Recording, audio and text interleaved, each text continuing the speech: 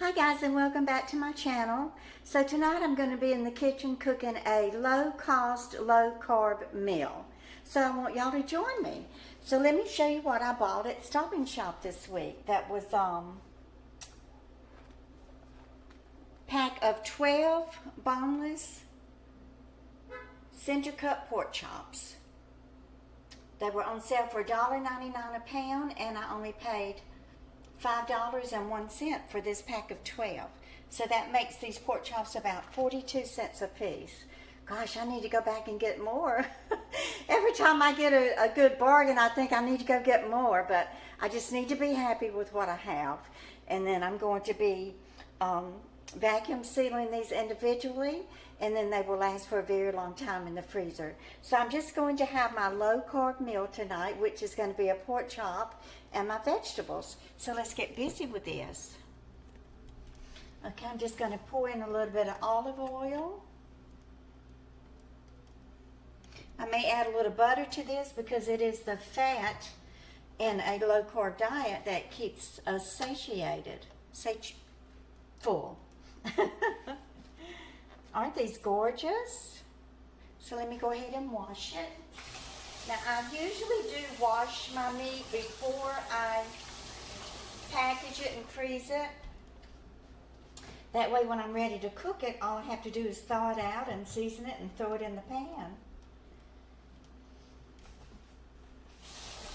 So I hope everyone is having a wonderful day and a wonderful evening. I hope that you have a plenty to eat. I hope that no one has to go hungry. That is my hope and prayer. So I'm just going to season it with the black pepper. And then what I did, I just mixed garlic and adobo and onion powder in here and black pepper. I'm trying my best to stay away from a lot of salt.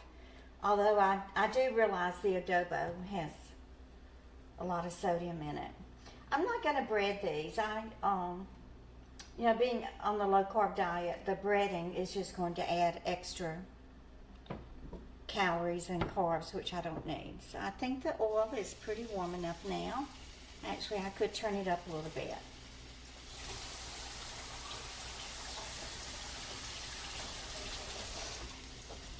Go ahead and throw this away. Y'all, even though I had all those days off while Zeus was filming and driving to Charleston, I still don't feel like I'm that caught up. Oh, Lordy. A woman's work is never done, right? Okay, let me go ahead and season the other side of it. And then I'm just going to go ahead and throw in my veggies.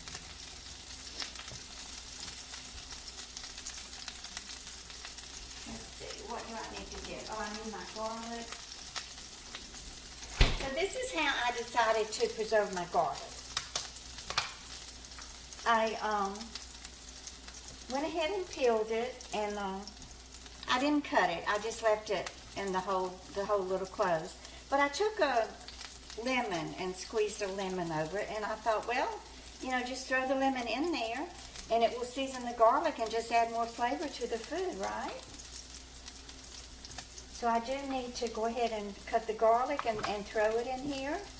And then I have already prepared my vegetables. So I don't have to spend a lot of time in the kitchen when I'm already tired and hungry. All I have to do is just throw it in the skillet. It's ready to eat. So I have my red peppers, green peppers, some broccoli. Just add that to the skillet. I'm not going to be adding a lot of peppers because they are fairly high in carbohydrates. So I have my cauliflower. I've been studying. I'm actually studying up on the keto diet. Now, I am not going to go keto. I just don't think that I can do that. But I am just trying to learn some of the secrets of low carb eating. And I did learn from what I read online about keto that the vegetables that are lowest in carbs are the ones that are above ground. So that will be eliminating, potatoes and onions and things like that. Although I'm not going to eliminate garlic. And then I have a few little snow peas here. what I did, I went ahead and kind of cleaned them a little bit like we used to clean those butter beans, you know, down in South Mississippi when we would go pick them. But I just, you know, try to get some of the little strings off of them. They sure add some good flavor to this also. I can add more broccoli and more cauliflower because you can actually eat just about all of that you want to and still stay on low carb.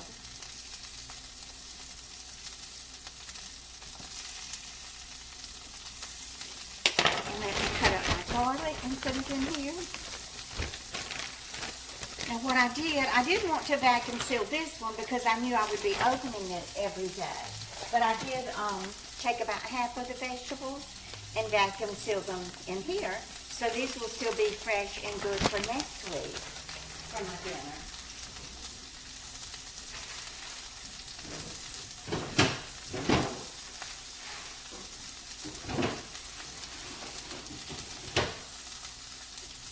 And I did make a dessert. I didn't film it because I made it on my days off. So y'all know I wasn't doing any filming during the time that Zeus was driving to Charleston because he took up that slack for me and was so nice to film those videos for y'all so that, you know, something would be up for you to watch. I know some of you probably didn't care for it, but the majority of you did. You know, most of you did appreciate him filming. I guess I should have told y'all ahead of time the reason that he was filming that for me. I mean, he had to drive to Charleston anyway, so he did that for me so that y'all would still have a little something to watch from Brenda Sully and Zeus Phillips, and I could still have the time off from filming. But I didn't take the time off from answering y'all's comments. Those are important to me, and that's something that I will always do. Let's see if there's anything else I want to throw in here. Let's just put in some more broccoli, and I do not throw away the stems. When you're like me and you live on Social Security, you learn to eat every little speck and morsel of food. You don't waste anything. Then I'm just going to squeeze my lemon, flavor it up a little bit with some lemon. I did buy tomatoes. I do eat maybe, I've started slicing the tomatoes very thin and putting them on a sandwich that I make that does not have any bread. So.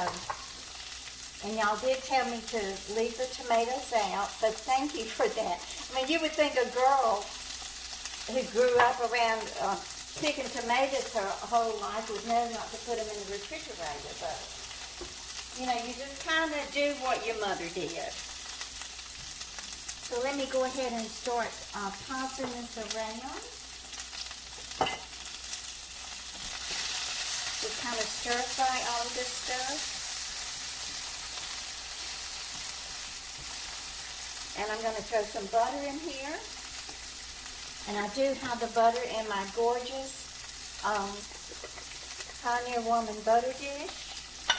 I love my set of pots and pans. So what I'm going to do before I flip that pork chop, I'm going to put a little pat of butter under it. Well, not a little, a big one. So let's just get this pork chop down here and that butter. It needs to lay down. Let me cut the edge a little bit. I am so proud of this pack of boneless pork chops. Oh, wow.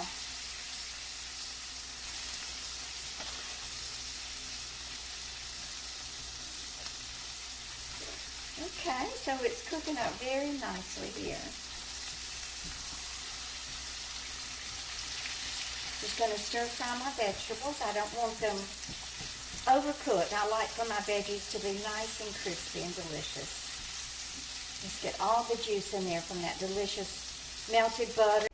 Dinner is served. So here are my nice crispy stir-fried veggies and my 40-cent pork chop. So let me cut it and I'm going to take a bite of it.